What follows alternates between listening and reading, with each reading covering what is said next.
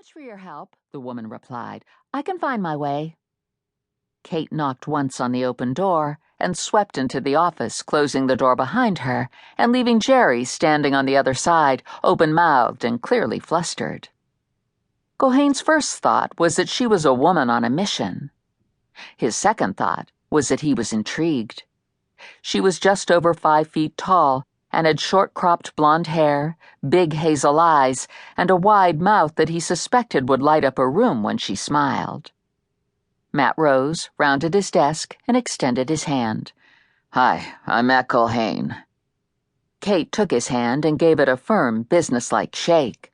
"I know. I'm Kate Appleton. I don't have a job, and it's your fault. 20 minutes ago, I was fired because of you." "Because of me?" "Yep, from Bagger's Tavern down on Keene Avenue. It was all because of your skunky beer." Before he could respond, she planted herself in the one guest chair that didn't have files stacked on it. Cute, but crazy, Matt thought, following her lead and returning to sit in his chair behind his desk. And oddly enough, it did nothing to diminish his attraction to her. "Harley fired you?" "He did," Kate said. "Did he say why?"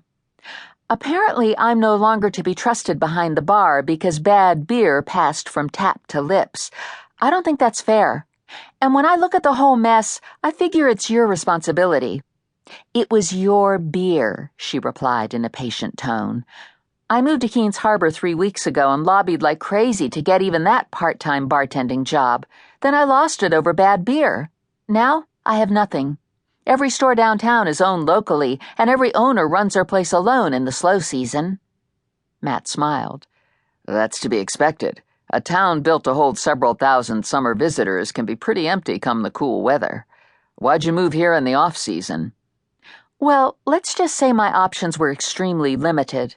I needed an inexpensive place to stay, and the mortgage payments on my parents' lake house are a heck of a lot less than any decent rental." Actually, she was a few months behind on the payments.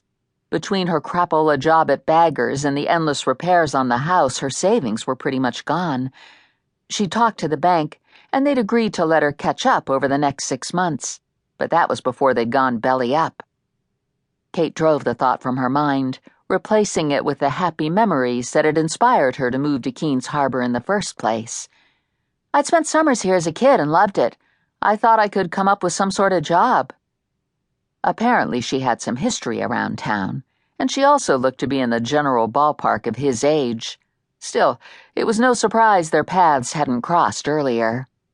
He'd stuck with his townie pack. In his high school days, the summer girls weren't worth the snobbishness some of them had thrown at the locals while sunning on Lake Michigan's long stretch of beach. "So you're a summer person," he said.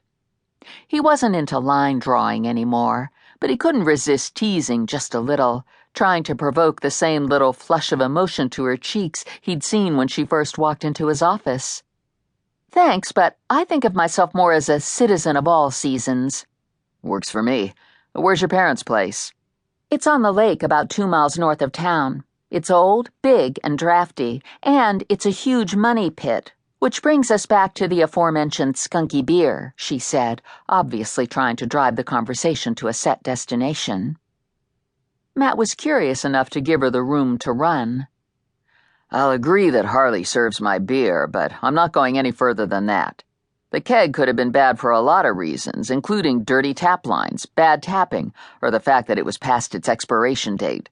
But the bottom line is that I didn't tell him to fire you."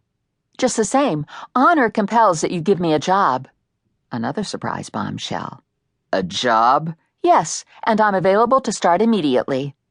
Lucky me, he thought. The woman was clearly crazy, and yet strangely appealing in her overly earnest, convoluted reasoning.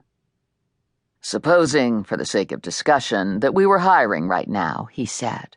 "Other than a couple of weeks at Bagger's, what's your work experience?" She folded her hands in her lap, a gesture more appropriate for a navy blue interview suit than jeans and a puffy off-white down jacket still zipped up to her chin. He wondered what she was going to wear when it really got cold around here. "I have a BA in drama from a small college in Ohio." This time he couldn't fight back a smile. "I didn't ask about your education. I asked what you can do."